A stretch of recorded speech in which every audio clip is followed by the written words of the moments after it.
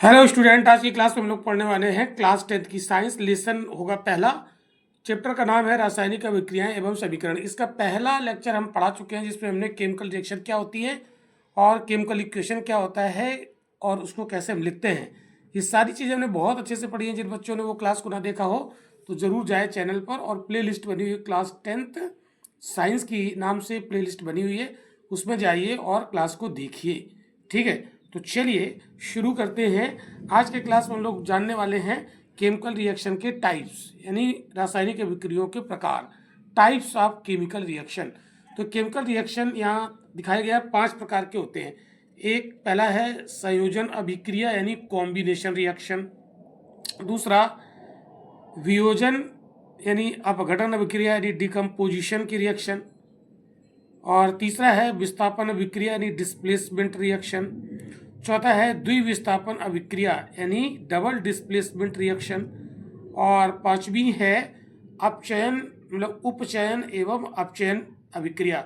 इसको हम oxidation and reduction reaction कहते हैं, या इसको हम रीडॉक्स रिएक्शन भी कहते हैं। रीडॉक्स रिएक्शन आगे हम लोग देखेंगे क्या होता है, समझेंगे। तो यहाँ पर 5 प्रकार की रिएक्शंस हैं। इनको हम बहुत ही इत्मीनान से, बहुत ही पेशेंस के साथ, बहुत आसान भाषा में समझने का प्रयास करेंगे। तो एक एक करके हम यहाँ पर समझेंगे। तो आज हम सबसे पहले बात करेंगे कॉम्बिनेशन रिएक्शन की, यानी संयोजन अभिक्रिया की बात करने वाले हैं बच्चों। ठीक है, आपको समझ में आ रहा है? कमेंट में जरूर बताइएगा समझ में आ रहा है कि नहीं आ रहा है। तो संयोजन अभिक्रिया की परिभाषा डायरेक्ट हम आपको नहीं बताएंगे। पहले जो हमारी एनसीईआरटी में कुछ एक्टिविटीज़ दी हैं, वो एक्टिविटीज़ पहले हम लोग करेंगे, और फिर उस एक्टिविटीज़ के माध्यम से हम समझेंगे कि कॉम्बिनेशन रिएक्शन क्या होती है, तो वो और अच्छे से क्लियर होगी। एनसीईआरटी की ये खूबसूरती है कि एनसीईआरटी में कोई डायरेक्ट डेफिनेशन नहीं बताई गई है। पहले उसको कुछ एक्टिविटीज़ करके वो लोग दिखाते हैं, और फिर उस एक्टिविटीज़ से फिर उसकी डेफिनेशन निकालते हैं। तो कॉम्बिनेशन रिएक्शन समझने के लिए पहले हम आपको शॉर्ट बता दें कि जैसे कोई दो रिएक्टेंट होंगे, जैसे मान लो ए और बी, ये आपस में कंबाइंड होंगे, और कंबाइंड होके एक जो प्रोडक्ट बनाएंगे वो जुड़ जाएंगे। ए बी, ए के साथ बी बन गया, जुड़ गया तो ए बी हो गया, इनके बीच बॉन्ड बन गया होगा। तो ये दो रिएक्टेंट थे बच्चों। कितने रिएक्टेंट्स थे? 2, ए और बी, और 1 प्रोडक्ट बना, एकल उत्पाद, यानी यहाँ पर प्रोडक्ट कितने बच्चे? 1।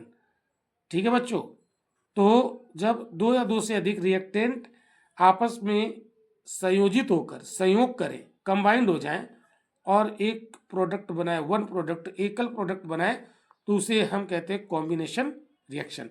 तो ये तो हो गई बहुत आसान भाषा में, ये हमने आपको बताया। अब यहाँ पर पहले हम एक्टिविटीज़ देखते हैं कि वो एक्टिविटीज़ क्या है जो एनसीईआरटी में दी है। तो इन्होंने बताया कि एक बीकर में थोड़ा क्या ले लें बच्चों? Calcium oxide. जो कैल्शियम ऑक्साइड होता है CaO, इसको हम बिना बुझा हुआ चूना कहते हैं। इसको ले लें एक बीकर में। यहाँ आप देख रहे होंगे, यहाँ पर एक चित्र आपके साइड में चल रहा होगा। उस चित्र में आप देखेंगे ये जो एक्टिविटीज़ है वो दिखाई गई है। तो उसमें हमने लिया बुझा हुआ चूना, सॉरी बिना बुझा हुआ चूना, जिसको हम कहते हैं कैल्शियम ऑक्साइड। इसमें धीरे धीरे पानी ऐड करते हैं, जल मिलाते हैं। अब बीकर को फिर हम स्पर्श करके देखेंगे। चित्र में आप देख सकते हैं, बीकर को स्पर्श करके देखेंगे और हम वहाँ ऑब्जर्व करेंगे क्या इसके तापमान में कोई बदलाव हुआ। तो जरूर बदलाव हुआ होता है। वो जब हम बीकर को टच करेंगे, स्पर्श करेंगे, तो वो गर्म लगेगा। इसका मतलब है कि रिएक्शन तो हुई है, साथ ही साथ उसने हीट भी जनरेट की है। क्लियर? तो कैल्शियम जल के साथ तीव्रता से रिएक्शन करके बुझे हुए चूने यानी कैल्शियम हाइड्रोक्साइड का निर्माण करता है और अधिक मात्रा में ऊष्मा उत्पन्न करता है। तो देखो, जो बिना बुझा हुआ चूना था उसमें जब हमने पानी मिलाया तो पानी से वो तुरंत क्रिया करेगा और कैल्शियम हाइड्रोक्साइड यानी बुझा हुआ चूना बना देगा। और न केवल बुझा हुआ चूना बनेगा, बल्कि उसमें बहुत सारी हीट भी उत्पन्न होगी। तो जब रिएक्शन हो और ऊष्मा उत्पन्न हो तो उसे ऊष्मा क्षेपी यानी एक्सोथर्मिक रिएक्शन भी कहते हैं। तो आगे भी हम एक्सोथर्मिक रिएक्शन भी आपको बता देंगे, ठीक है। तो अब देखते हैं इस रिएक्शन को इस तरीके से प्रतीक रूप में लिखा गया है, आप देख सकते हैं। कैल्शियम हाइड्रोक्साइड सॉलिड, ये बिना बुझा हुआ चूना होता है। ये क्या होता है? बिना बुझा हुआ चूना। इसमें जैसे ही पानी ऐड किया तो ये पानी और कैल्शियम हाइड्रोक्साइड आपस में रिएक्ट करेगा और बनाएगा कैल्शियम हाइड्रोक्साइड। कैल्शियम ऑक्साइड और पानी रिएक्ट किया और बना दिया इसने कैल्शियम हाइड्रोक्साइड, जिसको कहते हैं बुझा हुआ चूना। और ये हीट भी निकालता है, इसका मतलब है वो वीकर गर्म हो जाएगा, जिसमें ये हम क्रिया कराएंगे। क्लियर? तो इस अभिक्रिया में होता क्या है? इस अभिक्रिया में कैल्शियम हाइड्रोक्साइड तथा, बार बार कैल्शियम हाइड्रोक्साइड का नाम आ रहा है, इस अभिक्रिया में कैल्शियम ऑक्साइड यानी CaO और जल मिलकर एकल उत्पाद यानी वन प्रोडक्ट कैल्शियम हाइड्रोक्साइड बनाता है। क्या बनाता है बच्चों? कैल्शियम हाइड्रोक्साइड, ठीक है, कैल्शियम हाइड्रोक्साइड बनाता है। तो जब एकल उत्पाद बनेगा, तो यहाँ पर दो थे, कैल्शियम ऑक्साइड मतलब बिना बुझा हुआ चूना प्लस वाटर, ये दो थे, ये कंबाइंड हो गए। कंबाइंड होके एक उत्पाद बनाया इसने एकल, ये यहाँ एक्वस लिख दिया है, इसका मतलब जली विलयन है ये। तो बिना बुझा हुआ चूना का जली विलयन जब बनता है तो बुझा हुआ चूना बन जाता है। यानी बिना बुझा हुआ चूना था, उसमें पानी मिला दिया तो बुझ गया, नहीं तो बुझा हुआ चूना बन गया। एक ही उत्पाद बना ना, सिंगल उत्पाद बनाना और हीट निकल गई। तो जब सिंगल उत्पाद बनता है तो उसको बोलते हैं हम कॉम्बिनेशन रिएक्शन। तो आइए अगले पेज पर इसको हम देखते हैं, कॉम्बिनेशन रिएक्शन की डेफिनेशन आपको बताते हैं। तो देखिए, जस्ट मिनट। तो कॉम्बिनेशन रिएक्शन की ये परिभाषा दी है, ऐसी अभिक्रिया जिसमें दो या दो से अधिक, दो हो सकते हैं, दो से अधिक अभिकारक यानी रिएक्टेंट मिलकर सिंगल प्रोडक्ट एक उत्पाद का निर्माण करते हैं, तो उसे कॉम्बिनेशन रिएक्शन कहते हैं। तो ये वाली जो रिएक्शन अभी आपको बताई, बिना बुझा हुआ चूना और इसमें मिलाया हमने पानी, तो क्या बना बच्चों? कैल्शियम हाइड्रोक्साइड, और क्या निकली? हीट निकली, हीट निकली, ठीक है। तो ये एक सिंगल प्रोडक्ट बना। क्या बना बच्चों? Single product. और ये दो रिएक्टेंट्स थे, कितने थे? दो रिएक्टेंट्स थे, तो दोनों कंबाइंड हो गए, दो रिएक्टेंट्स ये कंबाइंड हो गए और सिंगल प्रोडक्ट बन गया। तो ये एग्जाम्पल हो गया कॉम्बिनेशन रिएक्शन का। अब यहाँ पर एक बड़ा इंटरेस्टिंग फैक्ट यहाँ पर है, उसको जानो जरा, बहुत ही इंटरेस्टिंग फैक्ट है, जरा उसको देखो। क्या लिखा है? क्या आप जानते हैं, जस्ट मिनट, क्या आप जानते हैं, देखो ऊपर की अभिक्रिया में, ये जो यहाँ पर रिएक्शन दी गई है, ऊपर की अभिक्रिया में निर्मित जो बुझा हुआ चूना होता है, इसके विलयन का उपयोग हम दीवारों की व्हाइट वॉश करने के लिए प्रयोग करते हैं। तो कैल्शियम हाइड्रोक्साइड वायु में उपस्थित कार्बन डाइऑक्साइड के साथ धीमी गति से रिएक्शन करके दीवारों पर कैल्शियम कार्बोनेट की एक पतली परत बना देता है, जिससे सफेदी करने के 2-3 दिन बाद कैल्शियम कार्बोनेट का निर्माण होता है और इससे दीवारों पर क्या आ जाती है? शाइनिंग आ जाती है, यानी चमक आ जाती है। कह ये रहा है कि जो दीवारों पर व्हाइट वॉश करते हैं ना, वो बुझा हुआ चूना होता है, कैल्शियम हाइड्रोक्साइड होता है। तो जब हम दीवारों पर उसको पोत देते हैं, व्हाइट वॉश कर देते हैं, तो 2-3 दिन बाद उसमें शाइनिंग आती है। तुरंत शाइनिंग नहीं आती है, 2-3 दिन बाद शाइनिंग क्यों आती है? क्योंकि वो जो बुझा हुआ चूना होता है वो वायुमंडल की कार्बन डाइऑक्साइड से रिएक्ट कर जाता है और बना देता है कैल्शियम कार्बोनेट, जो काफ़ी चमकदार होता है और ये मार्बल जैसा चमकता है। मजे की बात यह है कि मार्बल का भी जो केमिकल फार्मूला होता है वो कैल्शियम कार्बोनेट ही होता है, CaCO3। तो ये व्हाइट वॉश करने के 2-3 दिन बाद शाइनिंग क्यों आती है?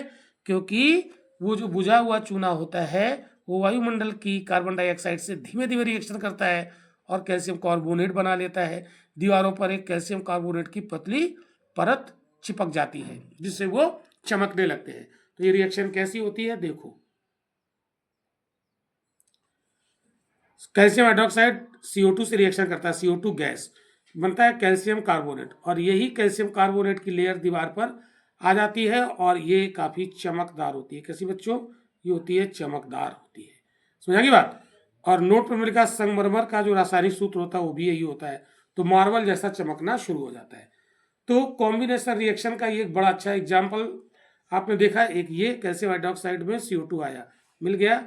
जो पहले ये जो कैल्शियम हाइड्रोक्साइड बना था वो कैसे बना था, तो बिना बुझे हुए चूने के साथ पानी को मिलाया गया था, तो वो एक रिएक्शन आपने देखी।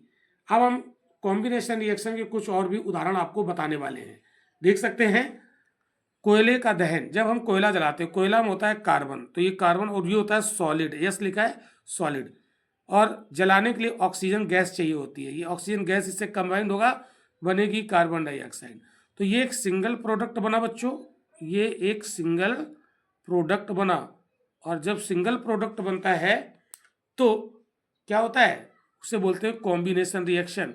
और यहाँ पर जब कोयला जलाएंगे तो हीट तो क्रिएट होगी, तो हमें सबको पता है ये हीट निकलेगी, ठीक है। तो जब हीट निकलती है तो उसको हम एक्सोथर्मिक रिएक्शन भी कहते हैं। एक्सोथर्मिक रिएक्शन यानी ऊष्माक्षेपी अभिक्रिया। तो ज़्यादातर कॉम्बिनेशन रिएक्शन आपको यहाँ पर ऊष्माक्षेपी दिखेंगी, ठीक है, ज़्यादातर। अब आप देखो दूसरा एग्जाम्पल, हाइड्रोजन गैस और ऑक्सीजन गैस से जल का निर्माण, 2H2 + O2, ये बनाएगा 2H2O। तो ये भी एक सिंगल प्रोडक्ट बना बच्चों, ये बना एक सिंगल प्रोडक्ट। तो ये कॉम्बिनेशन रिएक्शन हो गई। कैसी हो गई, कॉम्बिनेशन रिएक्शन हो गई। ओके, अब हम यहाँ पर ऊष्माक्षेपी अभिक्रिया का नाम आया, तो ऊष्माक्षेपी अभिक्रिया की परिभाषा भी हम आपको बता देते हैं। तो देख लीजिए, जस्ट मिनट, ऊष्माक्षेपी, तो देखो इसको कहते हैं एक्सोथर्मिक रिएक्शन। एक्सोथर्मिक रिएक्शन, ऊष्माक्षेपी अभिक्रिया, तो जिन अभिक्रियाओं में उत्पाद के निर्माण के साथ साथ यानी प्रोडक्ट फॉर्मेशन के साथ साथ ऊष्मा भी उत्पन्न होती है, तो उन्हें एक्सोथर्मिक यानी ऊष्माक्षेपी रासायनिक अभिक्रिया कहते हैं। तो ऊष्माक्षेपी रासायनिक अभिक्रिया की अभी एक एग्जाम्पल आपने देखा है, जो कैल्शियम ऑक्साइड में जब यानी बिना बुझा हुए चूने में पानी मिलाते हैं तो बुझा हुआ चूना बनता है, यानी कैल्शियम हाइड्रोक्साइड बनता है और ढेर सारी हीट निकलती है। और एग्जाम्पल देखते हैं, प्राकृतिक गैस का दहन, जब नेचुरल गैस को जलाते हैं, नेचुरल गैस का मेन कंपोनेंट होता है मीथेन। तो मीथेन गैस को जब जलाते हैं तो ऑक्सीजन की जरूरत पड़ती है, तो जब इसको जलाते हैं तो कार्बन डाइऑक्साइड बनती है, पानी बनता है, साथ में ये हीट एनर्जी भी निकलती है। सो ये एक ऊष्माक्षेपी अभिक्रिया हुई। जैसे साग सब्जियां, जो वनस्पति द्रव्य होता है, साग सब्जी का जब डिकम्पोजिशन होता है तो कंपोस्ट बनता है और उससे ऊष्मा निकलती है, तो वो ऊष्माक्षेपी अभिक्रिया होती है। ओके, अब यहाँ पर एक नोट मैंने यहाँ पर लिखा है, क्या आप जानते हैं श्वसन एक ऊष्माक्षेपी अभिक्रिया है? बिल्कुल जी, जो रिस्पिरेशन होता है, जो श्वसन होता है, वो एक रासायनिक अभिक्रिया होती है। आइए इसकी कहानी हम आपको बताते हैं। जैसे हमने भोजन लिया, हमको ऊर्जा कहाँ से मिलती है? भोजन से। तो पहले हमने भोजन लिया, भोजन में मान लीजिए हमने कार्बोहाइड्रेट खाया, आलू खाया या राइस खाया। तो जब हमने आलू की सब्जी खाई तो आलू में होता है स्टार्च, और स्टार्च होता है एक कॉम्प्लेक्स कार्बोहाइड्रेट, जटिल कार्बोहाइड्रेट होता है। जब हमारे शरीर के अंदर जाता है, हमारी एलिमेंट्री कैनाल के अंदर जाता है, तो वो डिफरेंट पार्ट में पहुंचता है, तो उस कार्बोहाइड्रेट का होता है पाचन, यानी जटिल कार्बोहाइड्रेट छोटे छोटे टुकड़ों में टूटकर सबसे सिंपल कार्बोहाइड्रेट यानी ग्लूकोज में बदल जाता है। फिर वो ग्लूकोज हमारे ब्लड में आता है और कोशिका में पहुंचता है। कोशिका में आती है ऑक्सीजन, जो हम सांस के माध्यम से लेते हैं, और फिर वो ऑक्सीजन इस ग्लूकोज के एक मॉलिक्यूल को जलाने के लिए 6 ऑक्सीजन की जरूरत पड़ती है। 6 ऑक्सीजन मॉलिक्यूल लगते हैं एक ग्लूकोज के मॉलिक्यूल को जलाने के लिए। तो जैसे ही ऑक्सीजन इससे रिएक्ट करती है, उसको जला देती है, ये कार्बन डाइऑक्साइड बनता है, पानी बनता है और बहुत सारी एनर्जी बनती है, जो एनर्जी ATP के फॉर्म में रहती है हमारे कोशिका के माइटोकॉन्ड्रिया में। और हमारी जितनी भी फिजिकल एक्टिविटीज होती है उसको करने के लिए हमें चाहिए ऊर्जा, और वो ऊर्जा हमें मिलती है ATP के फॉर्म में। तो ये ऊर्जा हमें कहाँ से मिली? श्वसन की क्रिया से। और ये जो रिएक्शन हो रही है, जो यहाँ पर हमने लिखी है, ग्लूकोज और 6 ऑक्सीजन। ये हमारी कोशिका के अंदर माइटोकॉन्ड्रिया में होती है। तो इसको हम कहते हैं सेलुलर रिस्पिरेशन, यानी कोशिकीय श्वसन होता है माइटोकॉन्ड्रिया में, कोशिका के अंदर। ठीक है, मतलब कोशिका के अंदर माइटोकॉन्ड्रिया एक उसका सेल ऑर्गन होता है, उसमें ये रिएक्शन होती है और इसको हम कहते हैं सेलुलर रिस्पायरेशन, कोशिकीय श्वसन, जो कि कोशिका के अंदर हो रहा है। तो ये क्रिया चलती रहती है और ये एनर्जी वहाँ बनती रहती है। तो जब प्रोडक्ट बने और प्रोडक्ट के साथ साथ ढेर सारी ऊर्जा निकले, तो ऐसी रिएक्शन को कहते हैं एक्सोथर्मिक रिएक्शन, यानी ऊष्माक्षेपी अभिक्रिया। तो इसीलिए श्वसन एक ऊष्माक्षेपी अभिक्रिया होती है। आई होप कि आपको यहाँ पर समझ में आया होगा संयोजन अभिक्रिया क्या होती है और ऊष्माक्षेपी अभिक्रिया क्या होती है। आज के क्लास में हम इतना ही रखेंगे, नहीं तो वीडियो लंबा होगा। अगले क्लास में बचे हुए जो हैं टाइप्स उनको हम लोग देखेंगे। क्लास कैसा लगा? अच्छा लगा तो लाइक कर दीजिएगा और अपने दोस्तों को शेयर कर दीजिएगा। और ऐसे ही साइंस को अच्छे से पढ़ने के लिए, कॉन्सेप्ट के साथ साइंस को सीखने के लिए चैनल को सब्सक्राइब करना बिल्कुल ना भूलें। थैंक यू, मिलते हैं अगले लेक्चर में।